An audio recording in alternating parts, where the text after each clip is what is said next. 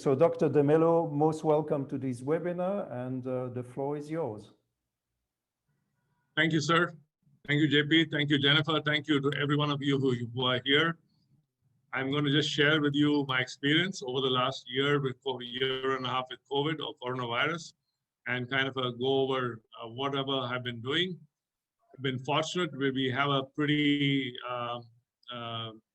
easy regulatory situation in India where, as practicing doctors, we have a lot of freedom in what drugs are available and what drugs we can use and how we can use it and all that. The crux of the problem has been knowing the disease. I started with coronavirus way back in January of last year. I started really early compared to everyone else. And what I did was I kind of learned the whole, disease process all through January, February, March, April, particularly with the Italian study about clotting. We knew it was an inflammation. We thought it was only an inflammation until the clotting disease thing came out.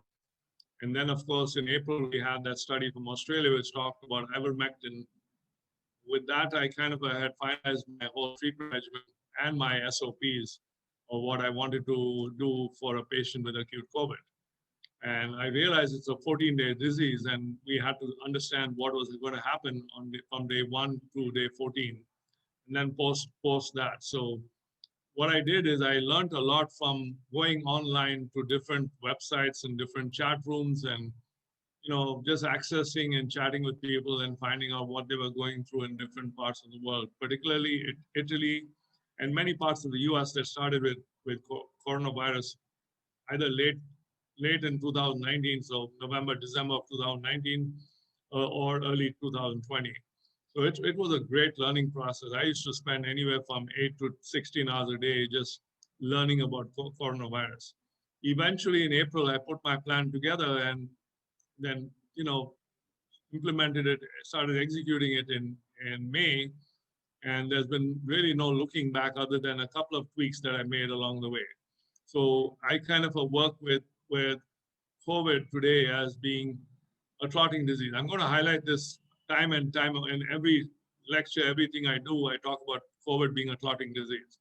It is, yes, it is caused by a virus. The virus is like a terrorist. It causes the body's immune response system to overreact, to go into super overdrive. That super overdrive is called the cytokine storm that sets off the clotting. If you don't fix clotting as a physician, if you don't fix clotting, you're going to have problems. So we are in that situation where it's inflammation plus clotting. We can work that system out. It's pretty easy to treat. It's a very easy disease to treat if you know what happens from day 1 to day 14 and post the day 14. After day 14, it's much easier to treat if you have treated correctly. So the drugs, again, coming up with the drugs, I was looking for an anti-inflammatory drug that gave me as much as what I could afford with similar to tocilizumab. I found something I found most of it, about 70–75% of it, in a drug called colchicine, which gave me some great anti-inflammatory properties, especially the selective targeting of interleukin-6 and interleukin-1 and 1A.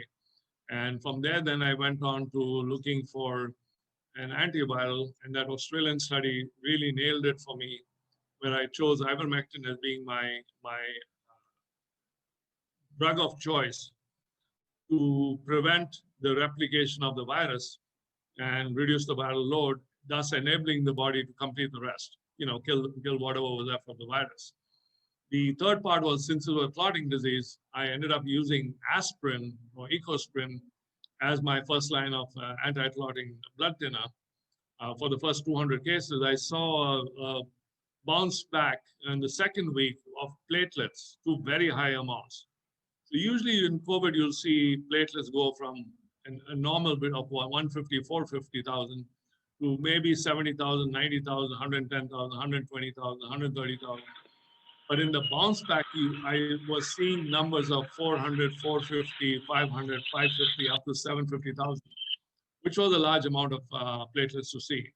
And I did go to a cardiologist friend of mine in the University of Ohio, Cleveland, and asked him, I said, here's what I'm seeing, here's what I'm thinking. I'm very familiar with stents. I'm very familiar with angioplasty. I'm the one who introduced angioplasty to this country, to India, way back in the 80s. I introduced stenting also to not only to India, but a lot of parts of Asia. I introduced a lot of coronary and intravascular procedures across the world, including the US. And for me, I'm familiar with Plavix. I'm familiar with most anti-clotting drugs. So use of Plavix became my drug of choice after case number 200. And that's kind of been my standard. So my standard treatment protocol is an anti-clotting drug, Plavix or clopidogrel, anti-inflammatory drug, which I use, which is colchicine, and my antiviral drug is ivermectin. This has not changed.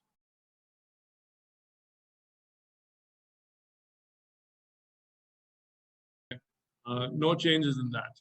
I kind of divide the whole thing into days. So we look at day 1 to 4, day 4 to 5 to 7, 8 to 10, and then 11 to 14. Then I look at the whole thing as being a day 15 to day 30th, and then go month by month. So month 2, month 3, month 4, month 5, based on after that as we go along.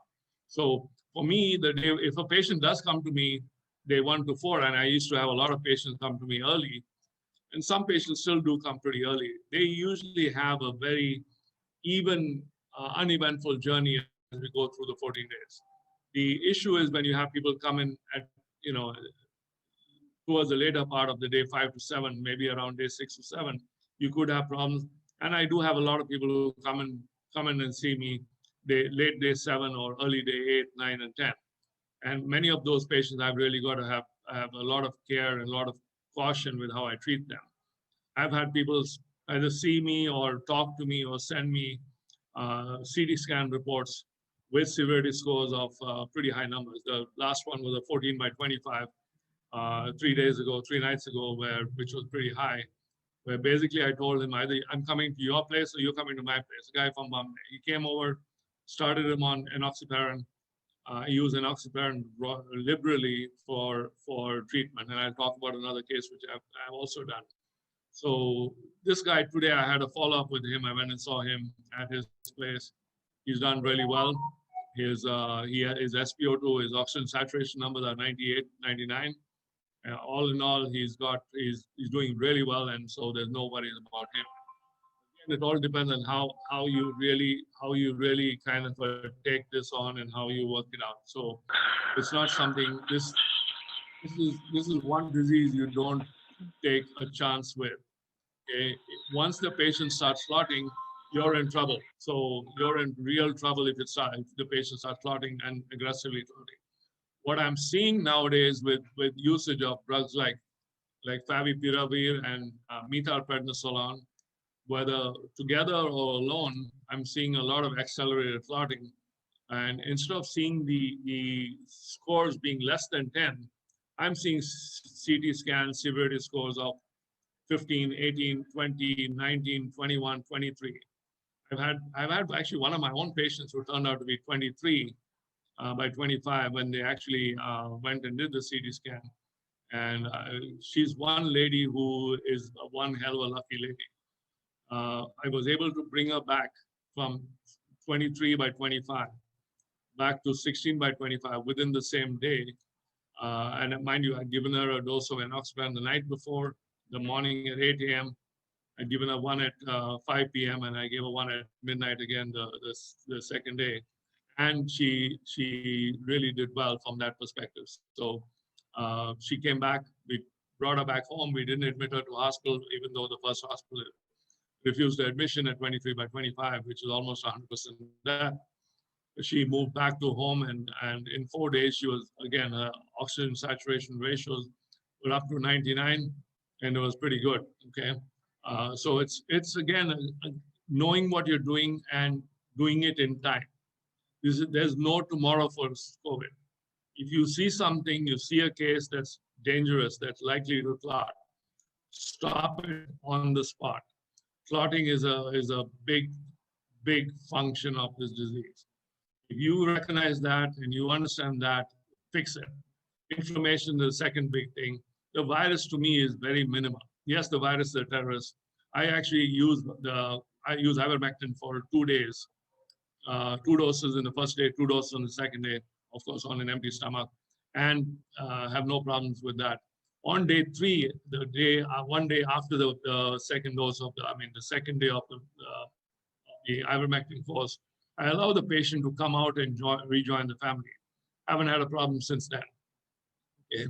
So this has been one practice of mine. The other practice has been, I also treat the whole family.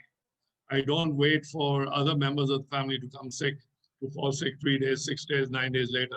I treat everybody at one time. I sanitize the whole family. It makes life much easier for me and for the family. So that's how I work. I've got numbers. I've got a lot of numbers. Numbers is not the thing here. It's about the whole process, the thought process, the procedure I follow.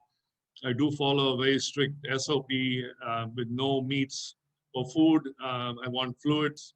I want a lot of fluids. I want soupy foods.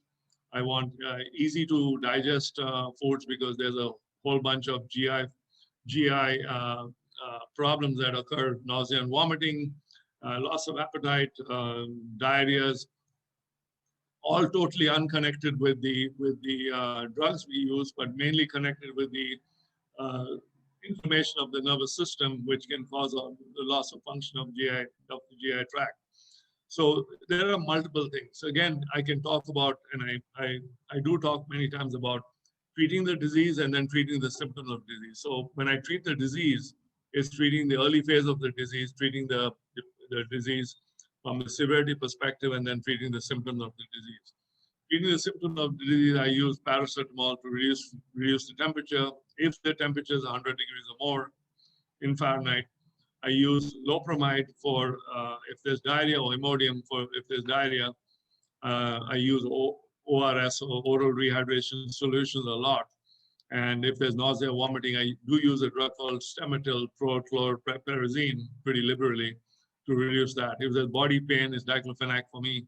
So I do use a lot of drugs as add-ons, but they are not the primary drugs. The 3 primary drugs are colchicine, ivermectin, and clopidogrel from what I use.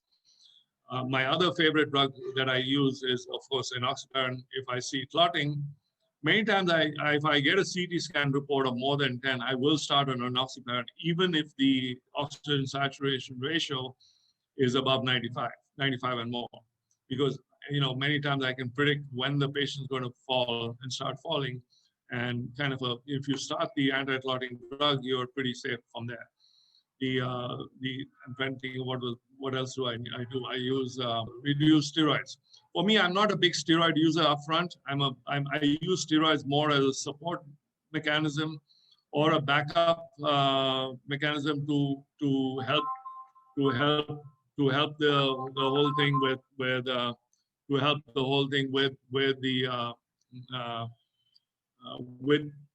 preventing clotting, so and reducing the inflammation. So I use steroids in that. So my preference is to use dexamethasone, whether I use a 4 milligrams twice a day injectable, or whether I use drugs, orals, or whether I use low dose dexamethasone.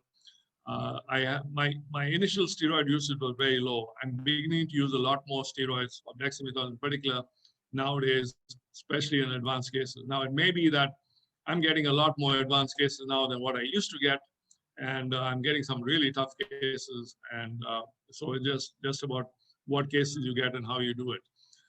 Like I said, numbers it's a number game here. We're talking about 6,000 cases, about 24 to 30,000 family members, about 12,000 people on prophylaxis. So I do have a lot of numbers. Numbers are not my answer to this. It's just the clinical experience that is coming. And today I'll say something. I really don't need blood tests. I do need a CT scan on day 7 or 8 if somebody's kind of unstable in the oxygen saturation ratio. But blood tests and all are good to have. Many people do it up front, day 1, 2, 3, 4. I don't. I depend on my clinical skills. I do the blood test and do a CT scan if I haven't done anything the whole month. I'll do it between day 31 and day 36, just to understand what is the damage the patient has gone through, and then what do I need to do to treat them long-term so that I can prevent long-term issues. So my patients go on a standard go out for 30 days in treatment. I can go 60 days, can go 90 days. Rarely have gone out 4 months, which is 120 days. I still haven't gone out full 180 days so far. I've never gone out to a patient with that amount of, especially with my patients. Okay. My database of patients is pretty high. I do get some other patients from other doctors, from other practices, patients who come to me in month 2, month 3 with complaints of weakness, complaints of breathlessness. The lungs have clotted off and not healed. I do take them on, and I'm able to clean up the lungs. I clean them up pretty well, to mostly down to 0. But again, it's perfection. Perfection is the enemy of good. I'm a clinician. I want to have good results. I'm not looking for perfect results. I'm also going to make this point that, again, I'm not a scientist. I do know a lot of science. I've been on the corporate side, so I know a lot of the science part of it, but I'm a clinician first. So I look at my patients and say, what do I need to do to make this patient turn around? So if there's one takeaway from today's thing, I'd suggest that all you need to do is really look at yourself and make sure that you are able to actually treat the patient and make the patient turn around. I'm an aggressive clinician. I have 0 worries about what can go wrong. I do know what can go wrong. And as long as the patient is recovering, we are fine. And if the patient is not recovering, we go from there. What are the doses? I have a question. What are the doses used for ivermectin? And is it better taken on an empty stomach or full stomach? Let me answer that question. I use 12 milligrams single tablet twice a day, morning and evening, usually at 6 or 7 a.m. in the morning, and again at 5 p.m. in the evening, with a minimum 2 hours, 2-3 hours on either side of an empty stomach, rather than giving it on a full stomach. And I do that for 2 days and I stop it. Okay, I do not use ivermectin for more than 2 days in my patients.